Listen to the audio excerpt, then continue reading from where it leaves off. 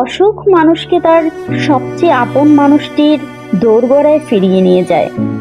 যখন বুকের ভেতরটা হাহাকার হয়ে ওঠে, যখন মনের ভেতর ঝড় বয়ে যায়, যখন কথাগুলো কাটার মতো গলায় আটকে থাকে, তখন আমরা সেই মানুষটাকেই খুঁজি যার কাছে নিজেকে ছোট দেখাতে লজ্জা লাগে না, যার সামনে কান্না আটকে রাখা প্রয়োজন হয় না, যার একটি শান্ত হও কথাও হৃদয়ের উপর ঔষধ হয়ে বসে।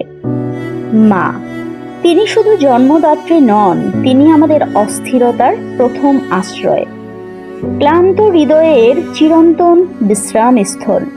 মায়ের কোলেই প্রথম শিখেছি অশান্তি যত বড়ই হোক, মায়ের স্পর্শে তা ছোট হয়ে যায়। বড় বোন, এক অদ্ভুত মিশ্রণ।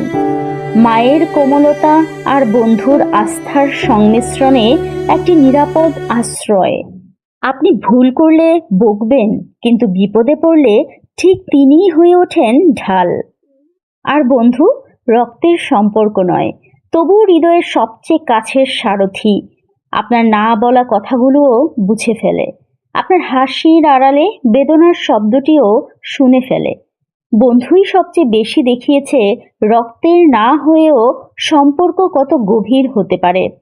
আসলে অস্বস্তির মুহূর্তেই আমরা বুঝতে পারি কারা সত্যিকারের অর্থে আমাদের নিজের মানুষ, যাদের কাছে আমরা বিনা সাজসজ্জায়, বিনা মুখোশে, বিনা ভয়ে নিজের কষ্টটা খুলে বলতে পারি।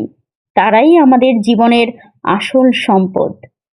জীবন যতই জটিল হোক, যতই ব্যস্ততা বাড়ুক, হারিয়ে যাবেন না। সেই মানুষগুলোকে আঁকড়ে ধরুন যারা আপনার অশান্তির মুহূর্তে পাশে দাঁড়ায়, যারা আপনাকে বিচার করে না, শুধু বোঝে, শুনে, শুধু পাশে থাকে। কারণ সবাই হাত ধরে না, যারা ধরে তারাই আপনার সত্যিকারের আশ্রয়।